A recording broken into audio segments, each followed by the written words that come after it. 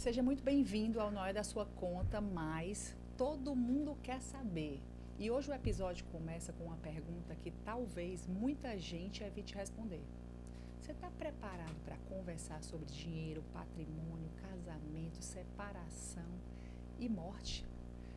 Antes que a vida te obrigue, esse episódio a gente vai falar sobre temas que quase ninguém coloca na mesa no momento certo, mas que podem definir o futuro da família inteira. Vamos falar por que tantos casais se preparam para a festa de casamento, mas não se preparam financeiramente para a vida a dois. Vamos abordar o porquê conversa sobre divisão de patrimônio, organização financeira e proteção familiar quase sempre só aparece no divórcio, quando os ânimos já estão inflamados, onde poderia ser tratado no momento do amor, né? Vamos falar também sobre o porquê o planejamento sucessório deixou de ser um assunto apenas de grandes fortunas e passou a ser uma necessidade também para as famílias de classe média. E vamos abordar também como é que a falta de organização pode fazer bens se perderem, se deteriorarem, e inventários que duram 30, 40, 50 anos e até atravessam gerações, né? Quem nunca viu isso? Aquele prédio que está ali, aquele imóvel que está parado e a gente não consegue entender.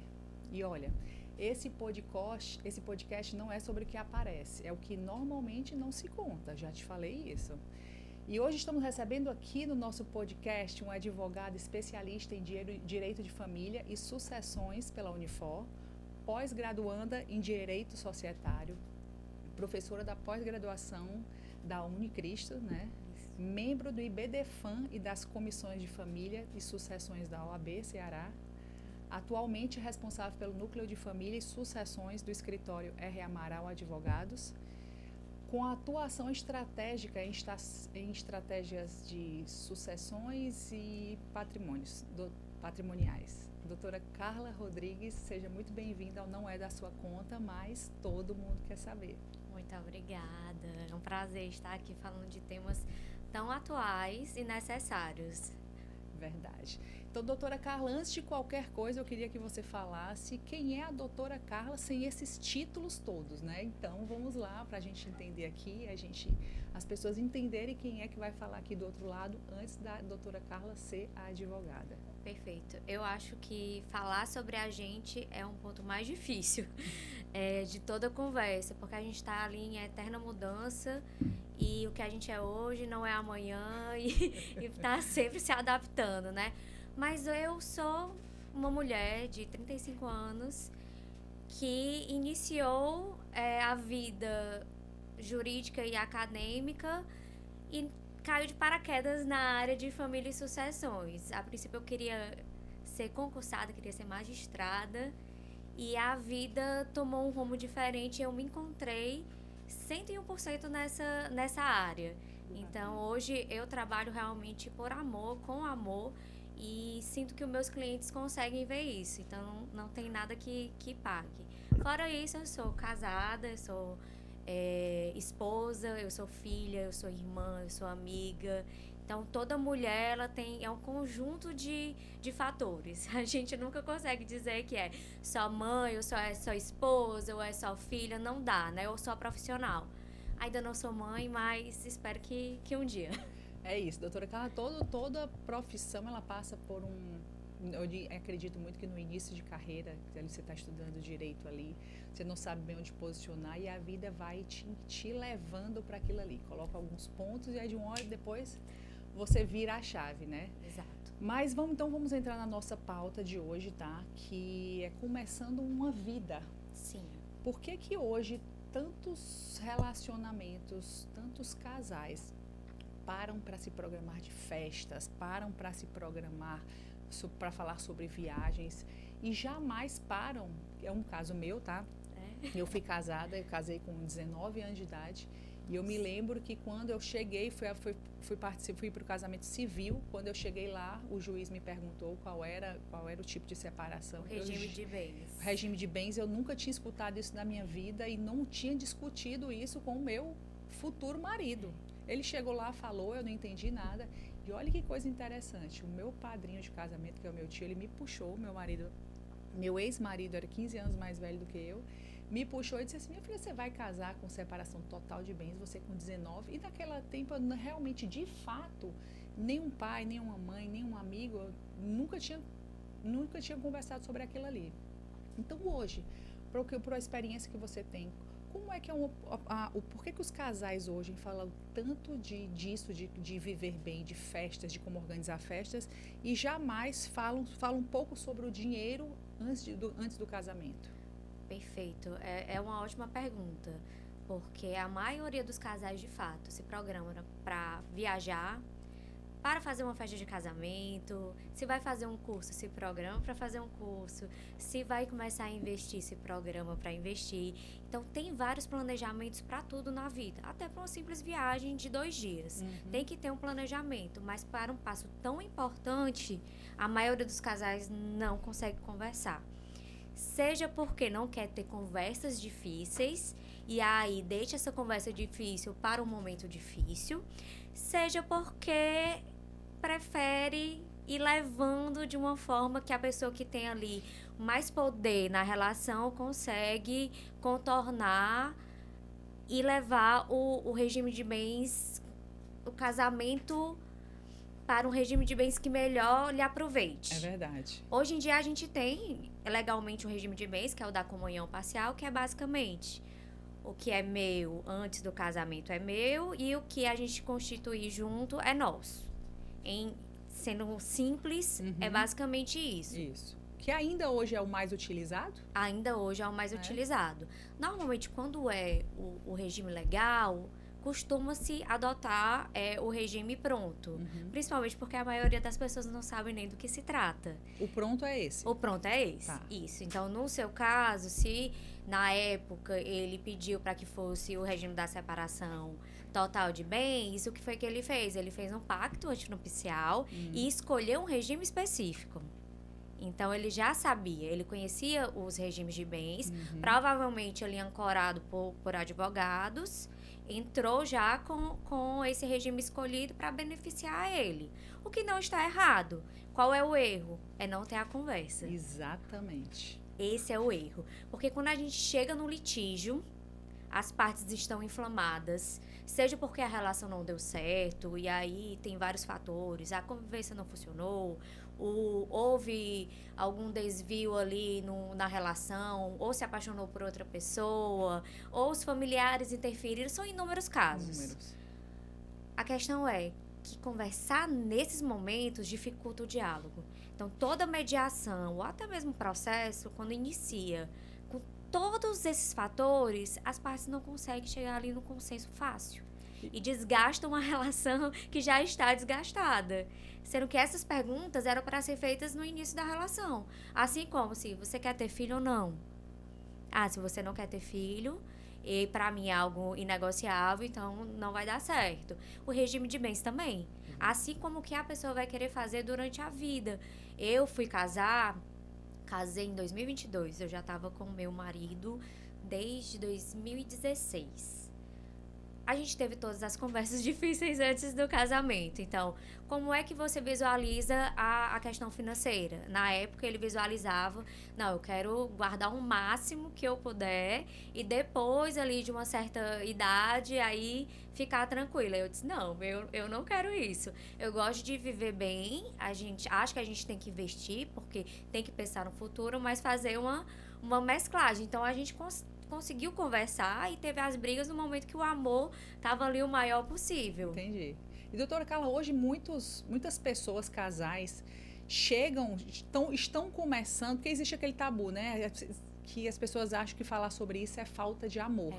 Mas hoje, com essa cultura que a gente está fazendo de pessoas, antigamente o homem era mais bem sucedido do que a mulher, hoje está se estabilizando mais ou menos. E hoje, pela experiência que você tem lá no escritório, já é uma coisa mais utilizada? É um pouco. Mas não quanto deveria. Mas não quanto deveria. Porque evita problemas. Casos simples que seriam solucionados, o dinheiro que é gasto em um processo de divórcio ou até mesmo em uma mediação. Eu já fiz mediação que durou 1 ano. Meu Deus.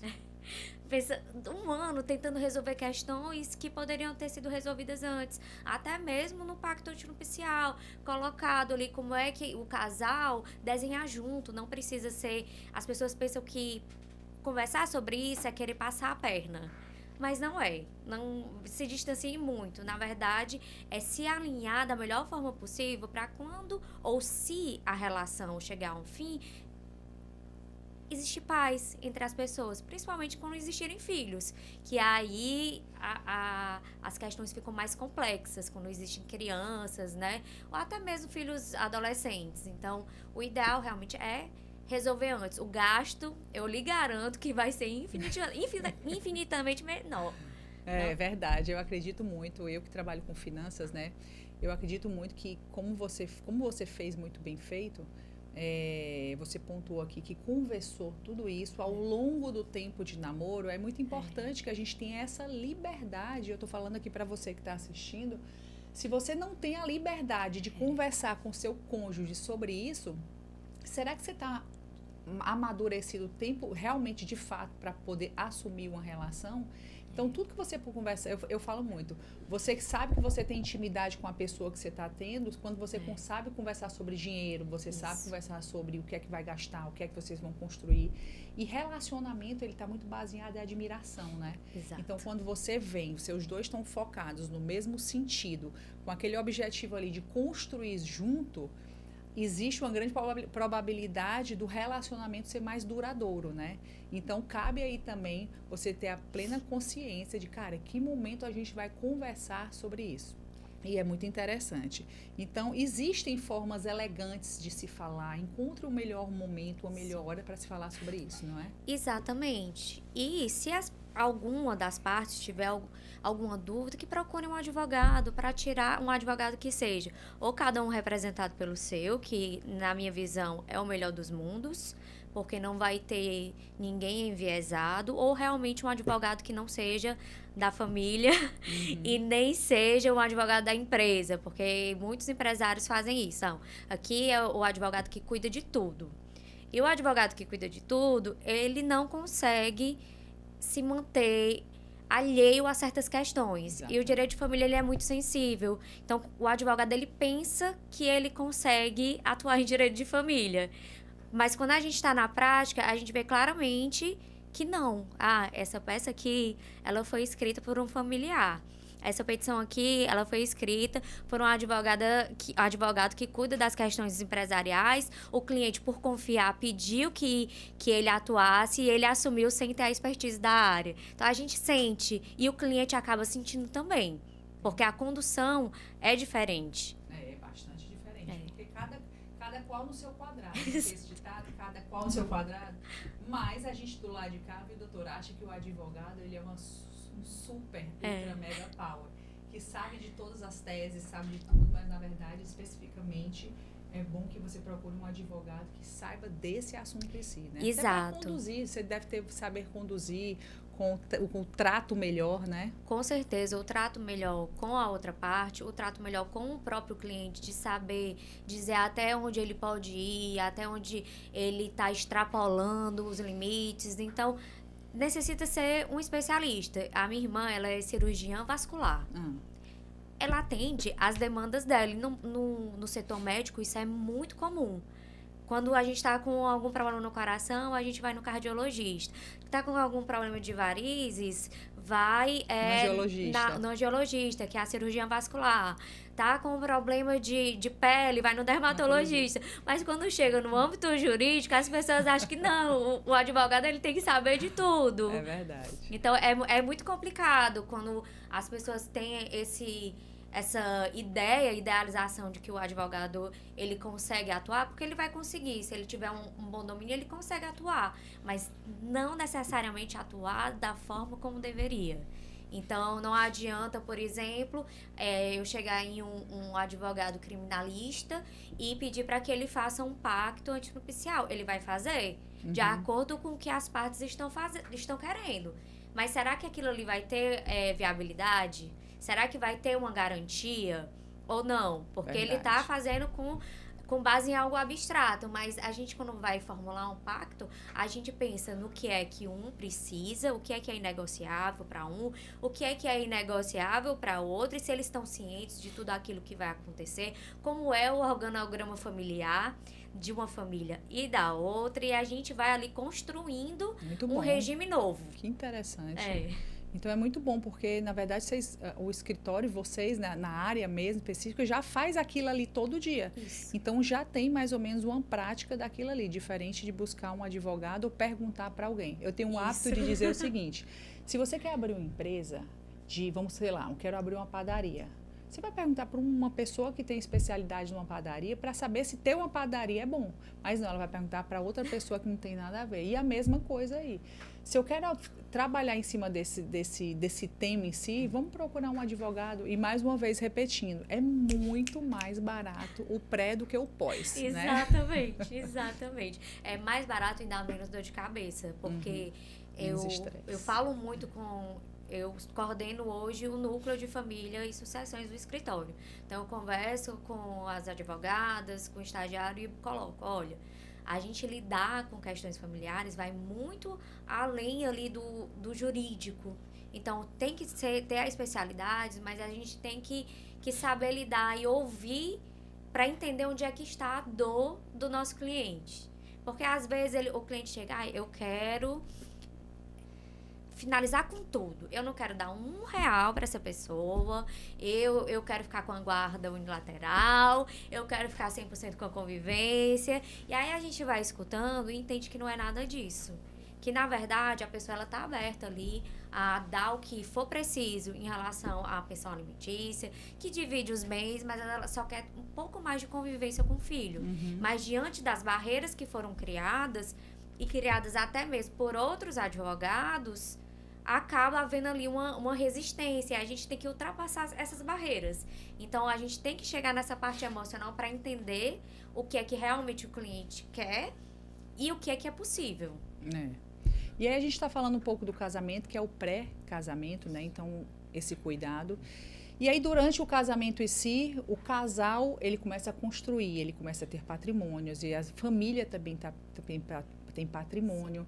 Então, vamos começar a entrar num tema sobre planejamento sucessório, tá? Por que existe ainda um tabu colocar isso na mesa, alguém levantar a pauta, quem é que vai puxar esse assunto dentro de casa, né? Porque também tem isso, o fulano acaba sendo interesseiro. Mas existe um tabu falar sobre planejamento sucessório ainda em vida? Como é que isso aí é hoje em dia, doutora? Perfeito. Existe um tabu, a morte é um tabu. Surgiu o assunto morte, as pessoas já ficam tensas, elas não querem entrar ali porque é como se elas estivessem desejando a morte, ou esperando a morte, ou pensando apenas nos bens da pessoa. Uhum. Porém, essa visão teve um início de mudança após a Covid. Porque com a Covid e com aquelas mortes que ocorreram ali de forma inesperada, as pessoas se encontraram em uma situação crítica de não saber o que fazer, não saber os bens que existiam, as contas que existiam, sem acesso a nada, sem nenhuma informação. Então, isso prejudicou empresas, isso prejudicou famílias mesmo. Isso deu um alerta. Com isso, os testamentos, eles tiveram um boom. Começaram a se fazer mais testamentos. Mas ainda assim não se fala da forma como é para se falar. Outro ponto, começaram a falar muito sobre a questão da hold. Eu acho que todo mundo escuta. Doutora, eu quero fazer uma hold. Por favor, eu quero organizar minha vida, vamos fazer uma hold. Nem sempre a hold é necessária. Então, a gente parte aí para os instrumentos de planejamento sucessório. A gente tem diversos instrumentos. O testamento, a doação, a gente tem a hold. Mas cada família e cada composição de patrimônio e composição familiar vai ter ali uma roupagem diferente. Então, eu não consigo simplesmente... Quanto é para fazer a holding? Eu não sei te dizer. Quanto é para fazer uma doação? Eu não sei. Por quê? Porque eu vou ter que te ouvir. Uhum. Eu vou ter que ouvir qual é a sua situação, qual é a situação dos seus familiares, o que você espera, quantas empresas você tem. Então, tudo vai depender ali. Eu digo que a gente faz um trabalho artesanal. Eu sempre brinco dizendo, bem olha, personalizado, é né? bem personalizado. Isso, porque o genérico, lá na frente, ele vai dar problema.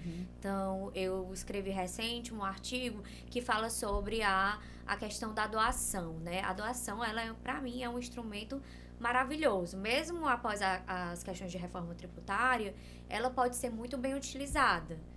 Mas ela não pode ser utilizada, eu vou fazer essa doação aqui, e daqui a 10 anos eu vou fazer outra doação, sem a gente interligar os patrimônios e as famílias.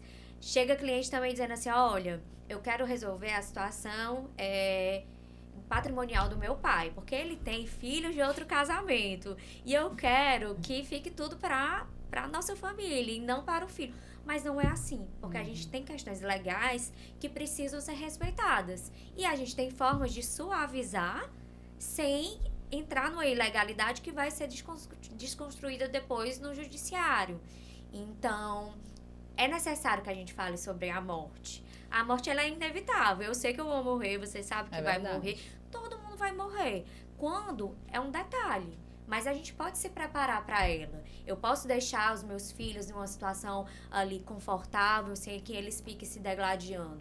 Eu posso fazer com que o meu cônjuge converse com os meus pais e eu consiga entender qual é a necessidade de cada um e eu decido se em caso de morte eu vou deixar uma casa para os meus pais porque é onde eles vivem. E aí eu vou deixar algo para o meu cônjuge.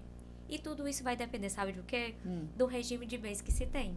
Porque tem completo impacto no planejamento sucessório, no divórcio e no inventário. Agora, o divórcio ele sai mais caro, o inventário ele sai mais caro. Não tem a garantia ali de que as partes vão conseguir entrar em um acordo, porque entrando em acordo de fato sai mais barato. Mas a gente não tem como assegurar isso, porque o que é hoje não é amanhã. Então, a grande questão é planejar é preciso em todas as áreas da vida, nas áreas amorosas, em relação ao patrimônio, seja para hoje, seja para o futuro, em relação à sucessão, seja uma sucessão empresarial, quem é que vai ser o meu sucessor na empresa, quem é que vai dar continuidade ao negócio, quem é que vai ficar com os bens, tudo isso precisa ser conversado. E aqui não só em relação a grandes empresas. As grandes empresas já fazem isso há muito tempo. Então, é comum para os empresários aqui do Ceará terem esse planejamento. Inclusive, muitos fazem até por doação. Entendi. Só que o pequeno empresário, é aí que me preocupa. O pequeno empresário, o médio empresário, ele não quer pensar, ele vai levando. Então, a gente entra também aí na parte da questão das empresas familiares, em que se o fundador ele não conseguir entender certas demandas que existem jurídicas, ele não vai conseguir se preparar em caso de morte. O que eu vejo é assim, um pequeno empresário, um grande empresário tem ali a sua empresa como um bebê, né? É o seu filho preferido. Mas ele não consegue pensar no momento em que ele não vai estar ali. E aí muitas empresas acabam antes mesmo do tempo normal. A maior parte das empresas aqui no Ceará são empresas familiares. E a maioria, mais de 70%, ela termina antes da primeira sucessão. O que chega ao absurdo, né? E é apenas isso. É o conversar, é o entender, é ter uma assessoria ali para colocar, né, questões que são importantes, ainda que não seja decidido no momento. Às vezes, o sócio fundador, ele demora, vai maturando as ideias, vai tentando compreender, analisando o perfil de cada filho, analisando ali, vou casar, e agora? Vou casar em quê? No regime da comunhão parcial, da separação total? O que é melhor para o negócio? Sentar e conversar com a esposa.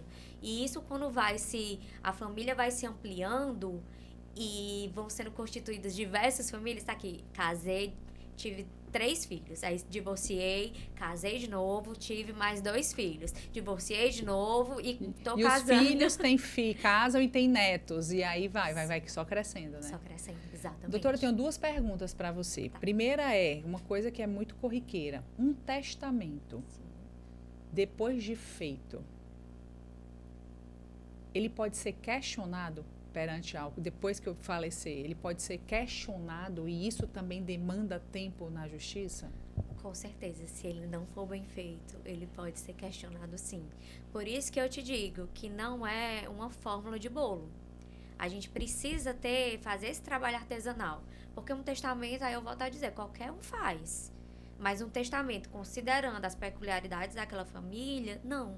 Porque eu preciso, primeiro, considerar no testamento qual é o meu regime de bens, quantos bens eu tenho. Eu tenho uma parte que é do patrimônio que eu posso dispor da forma como eu desejar, mas a gente tem que respeitar ali o que a gente chama de legítima para os herdeiros necessários, que hoje, cônjuge, descendentes e ascendentes. Então, a gente tem que respeitar a parte dessas pessoas que vai alterar em relação ao cônjuge, que vai depender do regime de bens. Mas a gente vai ter que respeitar essa parte dos herdeiros ali.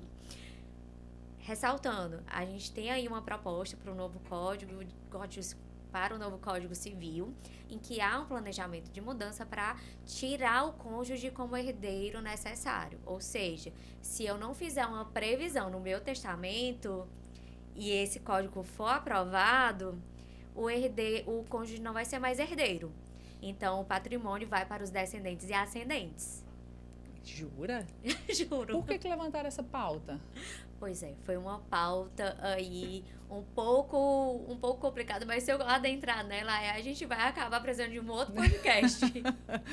Que interessante, né? É. Isso ainda não foi julgado ainda? Não, ainda está tramitando no Senado. É um projeto de lei, mas ele está avançado e tudo indica que sim, ele vai passar, apesar das críticas. Então, a gente tem alguns doutrinadores que falam em algo que a gente chama de supercônjuge e mini-cônjuge, porque a gente está numa seara hoje em que o cônjuge ele tem um olhar atento da lei. Então, ele é meieiro, se ele não é meieiro, ele é herdeiro, e no próximo código, o cônjuge vai ali tá um pouco de escanteio. Entendi, que interessante, viu? Meu Deus do céu, tá vendo isso? Agora vamos lá, doutora. Mais uma pergunta aqui, a minha segunda pergunta. Em que momento é que uma família que não é considerada esse empresário que você estava falando, que ele está lá, abriu o negócio, tem como beber, mas em que momento é aquela virada de chave? Opa, deixa eu começar a ver como é que tá, em que momento eu posso falar sobre isso, sobre sucessão, sobre falar sobre testamento? Que momento é assim? Eu acho que a todo momento. Até quem não é casado tem que falar de testamento. Ele precisa ter patrimônios, ele precisa ter... Como é assim na prática? Pronto, na prática se eu tiver bens, eu faço um testamento. Se eu não tiver bens, eu posso fazer um codicílgo, que é como se fosse um testamento, que é um testamento pequenininho. Nesse testamento pequenininho, eu vou dizer o que é que eu quero que seja feito comigo. Então, se eu morrer, eu prefiro ser enterrada. Ou se eu morrer, eu prefiro ser cremada. Vai estar ali tudo especificado. Eu quero deixar as minhas roupas pessoais para pessoa X. Pode até não ter um grande valor econômico, mas você está ali destinando. Então, o testamento também serve para isso. Serve para dizer com quem eu vou querer deixar as minhas senhas do Instagram, do Facebook, do WhatsApp, que é o que a gente fala hoje de bens digitais.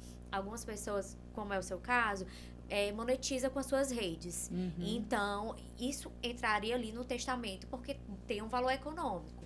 Mas algumas pessoas têm apenas ali um Instagram, um perfil que gosta de utilizar. Há uma polêmica ali no judiciário sobre se os herdeiros eles teriam direito ou não a acessar essas redes. Hoje, no Instagram, por exemplo, você consegue dizer ali se você quer que outra pessoa tenha acesso em caso de morte, quem seria. Entendi. Mas isso nem sempre é levado em conta pelo judiciário. Então, o ideal é que a gente coloque ali, de fato, em um documento jurídico, quem é que vai ter acesso e se você quer que tenha acesso. Porque hoje a gente tem o nosso celular com mensagens que são mensagens pessoais, que não necessariamente a gente quer que outras pessoas vejam, ainda que sejam os nossos familiares. Então, a gente tem que pensar nisso. O mundo está muito virtual. E esses nossos direitos, quem tem que escolher somos nós. Porque são muito personalíssimos. São direitos que dizem ali respeito à pessoa de uma forma íntima. E não necessariamente eu vou querer que alguém tenha acesso, inclusive a fotos. É bem complexo E o tema. doutora, tem algum caso que te chamou a atenção? Sobre Alguma coisa do escritório, assim, que você acha que olha, deveria passar aqui para as pessoas que estão assistindo? Olha, alguns casos me chamam a atenção. Eu vou falar eles de um caso de relance, porque ele me toca intimamente, porque eu já estou acho que com esse cliente há quase 2 anos. Então é muito tempo, é um processo ali que para o direito não é muito tempo, mas quando a gente vai sentindo ali a dor das pessoas, ele acaba se tornando um processo longo. É um processo em que não se discute nada além de guarda em convivência, e que os pais não conseguem se acertar. Então, é algo que poderia ter assim, ser utilizado uma comunicação básica, mas que não foi utilizada uma comunicação básica desde o princípio. As conversas difíceis não foram tomadas. Então, hoje o processo ele trata só apenas sobre guarda e convivência. Mas a questão verdadeira desse processo não é sobre guarda e convivência.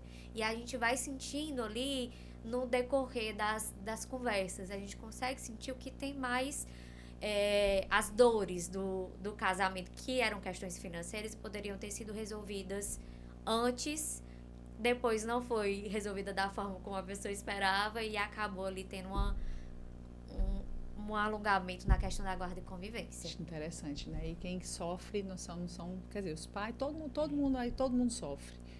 E quando não tem um puxando o lado, outro puxando o outro, e não foi bem resolvido, e não está claro, e não tem ninguém que desça do salto, né? E diz assim, não, deixa eu resolver, porque aquele velho ditado, quando um não quer, dois não brigam, né? Mas quando fica nesse mas eu vou te falar assim, que às vezes quando um quer brigar, briga. É verdade. Porque com os nossos clientes, a gente sempre coloca muito em tela que a nossa preocupação principal em divórcios litigiosos ou demandas judiciais que envolvem guarda, alimentos, que demandam ali um litígio, a gente sempre coloca que o nosso ponto principal vai ser a criança. Então, se aquilo não for bom para a criança, a gente senta, conversa e diz, olha, é isso aqui que você vai fazer de negativo para o seu filho ou para a sua filha. Será que vale a pena? Vamos só pesar aqui? E a gente coloca ali de maneira real até onde o nosso cliente pode ir. Mas nem todo advogado faz isso. Entendi. Então, tem advogados que insuflam. E aí, aquilo que era algo pequeno fica algo simplesmente gigantesco. Eu acredito demais. E que pena, né? É uma que pena. Então, a gente está falando aqui para as pessoas. Eu queria que você desse um conselho para quem está escutando essa conversa. Como é que você, em que momento você aconselha ter realmente essa conversa difícil? Fala um pouquinho do seu, para a gente já ir finalizando, de como foi essa sua experiência de falar e dar um conselho para as pessoas que estão aqui assistindo. Pronto.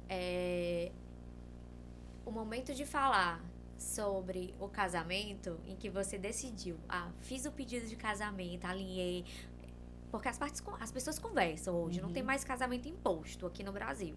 Então, quando a pessoa vai casar, ela conversa, olha, eu te amo demais. Aí outra pessoa diz, eu também te amo demais, vamos casar? Aí tem um pedido de casamento. Pronto, tá aí. No mínimo, assim, o mais tardar é esse momento, no momento do pedido de casamento. O ideal é que se converse durante o namoro, assim como eu fiz. E como algumas pessoas fazem. Porque você vai vendo se as expectativas se alinham, se não se alinham. Se a visão da pessoa ali entra em algum atrito com a visão de vida. É aquela questão de princípios. Não se deixar levar pela emoção. Porque quando a gente começa a namorar, vem aquela emoção. E o amor da minha vida aqui, o amor da minha vida lá. Mas a gente não pode se deixar levar. Então a gente tem que sentar e conversar. Tá, como é? A gente vai casar? Tem planejamento de casar? Quero casar, tá. Quer ter filhos? Quero.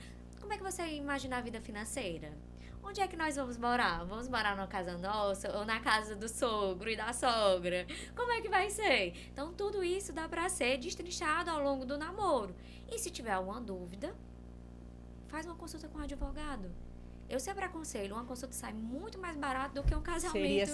Deveria ser obrigação, eu né? acho. Hoje não tem os cursos de casamento? Isso. No curso de casamento deveria ter a parte do advogado. Isso, eu acho que é muito importante, para que a pessoa chegue lá no cartório e seja perguntado qual é o regime de bens.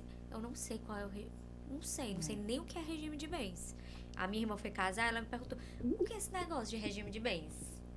Ela tem conhecimento ela é médica, pois ela é cirurgiã, em tese, a gente pensa, não, ela sabe, mas o que é? Me explica.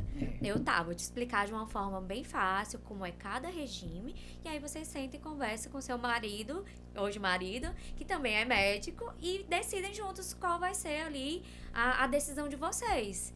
Então, é preciso conversar, porque as pessoas não sabem o que é o regime de bens e, principalmente, o impacto que eles têm no futuro. Entendi. Porque se der tudo certo, ótimo. Mas se não der, aí o problema é grande. É verdade. Doutora Carla, eu estou muito feliz aqui, viu? Como passa rápido. Já verdade. Estamos 40 minutos aí conversando. Eu queria te agradecer. Me fala para as pessoas que estão aqui, fala naquela câmera ali, como é que as pessoas podem te achar, como é que podem achar o escritório, em que momento procurar vocês. Perfeito.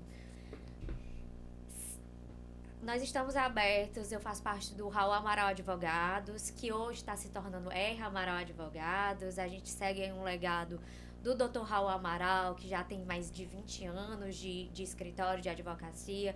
Atendendo todas as áreas, a gente consegue se complementar para poder atingir ali onde está a dor de vocês. E o ideal, como eu disse para a Dulce, vamos resolver o problema antes dele acontecer. A gente consegue prevenir com uma consulta. O próprio casal pode ir junto para tentar entender o que é cada regime, como é que ele vai trazer implicações para mim, para a minha família, o que é que eu faço ali com os meus bens, qual é o momento de fazer um testamento. Eu posso mudar o testamento? Você pode mudar, não só pode, como deve, porque ao longo da vida tudo vai mudando. Então, a preparação, ela é tudo, o planejamento é tudo na vida, seja financeiro, seja para o casamento, seja para qualquer área da vida. Se previnam. É isso. Muito, muito, muito bem. E esse foi mais um episódio do Não É da Sua Conta, mas todo mundo quer saber. Hoje, com a advogada Carla Rodrigues, do R. Amaral Advogados, a gente falou sobre aquilo que muita gente evita. Dinheiro no casamento, divisão de patrimônio, conversas difíceis, o planejamento sucessório. E organizar a vida antes que a dor obrigue, né? Tem assuntos que parecem desconfortáveis no começo, mas a gente pode evitar uma guerra no final. Com certeza. E a grande reflexão que eu tive foi essa. Existem conversas que parecem difíceis agora, mas ficam muito mais dolorosas quando são deixadas para depois. Falar sobre dinheiro, sobre patrimônio, sobre casamento e sucessão no tempo certo não vai afastar o amor não, tá? Pelo contrário, pode proteger a família e preservar tudo aquilo que foi construído. Obrigada por estar com a gente. E se você também quer que sua história e a história de sua empresa seja pautada aqui no nosso podcast, entra no @DulceTigre, que eu tenho certeza que todo mundo quer saber a sua hora da virada. Temos novos episódios toda quarta-feira, a partir das 7 da manhã, para você se arrumar no dia a dia escutando a gente, e ativa o sininho para receber as informações. E se você ainda não está inscrito no nosso canal, se inscreve, @DulceTigre no YouTube, e a gente também está no Spotify, tá? Deixa seu comentário aqui, qual foi o principal insight que você teve assistindo esse episódio? E o melhor, qual é a lição que você leva para a sua vida? E principalmente, tá? Compartilha com outras pessoas que você sente que precisa desse conteúdo. Eu sou Dulce Tigre, você me encontra nas redes sociais, no @DulceTigre. E todos esses links vão estar disponíveis aqui na descrição daqui de baixo. Até semana que vem. Tchau, tchau. E aí, foi bom? Foi excelente.